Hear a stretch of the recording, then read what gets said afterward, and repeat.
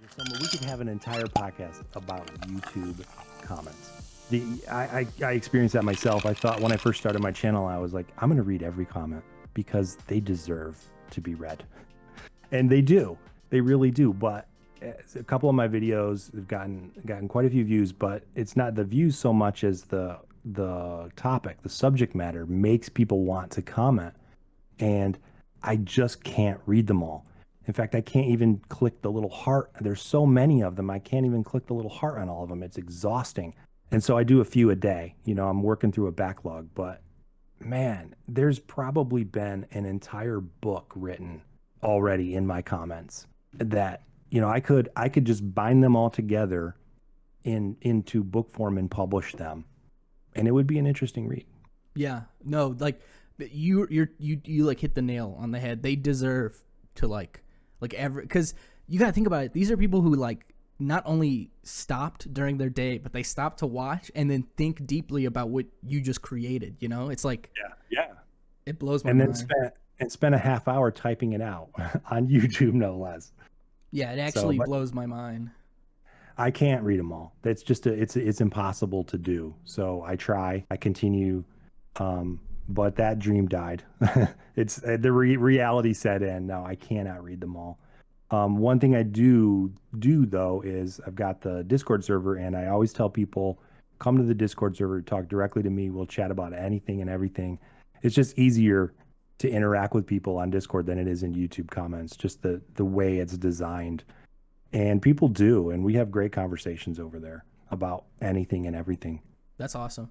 We'll plug that later. I'll put it in the description and everything. All right, you want to? It probably will be.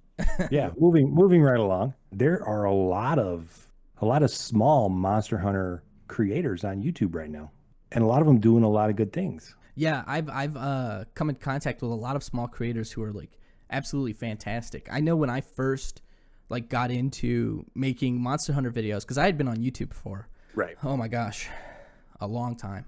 But a long time ago, when it was something very different, right? Very different. But so I've always been creative my whole life. Like I've been in bands, I've done art, I've created videos. Like I've done so much creative shit, and it's been like hit or miss here and there. But this was like the first time that I've gotten like some sort of real traction. When I jumped into the Monster Hunter like YouTuber world, I assumed it would be like how it was back when I was kind of like first involved with it, because I took a long break from Monster Hunter, you know, and it was something completely different. But yeah, the coolest part was not like the big creators, you know what I mean? Exactly. Yeah. The coolest part for me is like seeing all these smaller creators who are making like, you know, sometimes it's not that good, but like for a lot of times they're like really cool videos, like really interesting, thought-provoking. That's where the creativity is coming from right now. The larger content creators, at least for Monster Hunter content, they're looking pretty cookie cutter right now, and they're sticking with what works for them. And so the innovation always has to come from the little guy, the smaller creator. And we're definitely seeing that right now. There are some small creators who are trying to find themselves right now, and so they see what the big guys are doing, and they kind of think, oh, maybe I should do something like that. Maybe I should pattern myself after that, and it doesn't work. I mean, you can just see it in the view counts. It just doesn't work. But when they do interesting, creative, new things, that's where it really starts to pick up. And I mean, just using you as an example, you did something interesting and creative that the big guys weren't doing. It kind of exploded, and now the big guys are turning around and saying, hey, what's going on here? Maybe we got to get in on that action. Yeah, that's kind of funny, man. What a weird feeling it is, though. Like I had a lot of people message me about the like Devil Joe video thing, and my whole, and you too, you messaged me too, but my whole thing is like Monster Hunter in general, like the tuber space, like the Monster Hunter tuber space is pretty niche, and the Monster Hunter topic, like for example, is sort of niche. So like everyone ends up talking about the same shit, but yes, people who are like really digging deep and making something creative and like talking from passion and heart, you can see like they kind of come to the top. But definitely, like I'm not losing any sleep over big channels Like if Yeah. this is the case, and like I'm not confirming or denying that this is the case, like this is what happened, but you know, Yeah. you can make your own Yeah. decision on that. But I'm not gonna lose any sleep because like I know where my video came from was like actual passion and like Yes. heart, you know what I mean, like soul, Yeah. and Yeah. you And know, you just keep doing that, and it's going to work regardless of who may or may not be also picking up on that vibe, I guess.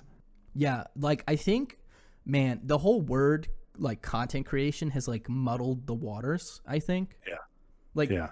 we're in like a like post like YouTube society where it's like well, post like musically TikTok society where like content creation is exactly that. It's content creation and it's like losing its artistic feel, you know what I mean? Yeah, exactly. Yep. And I've always objected to that word content. I try so hard not to strike it from my vocabulary because I don't know the right word for it.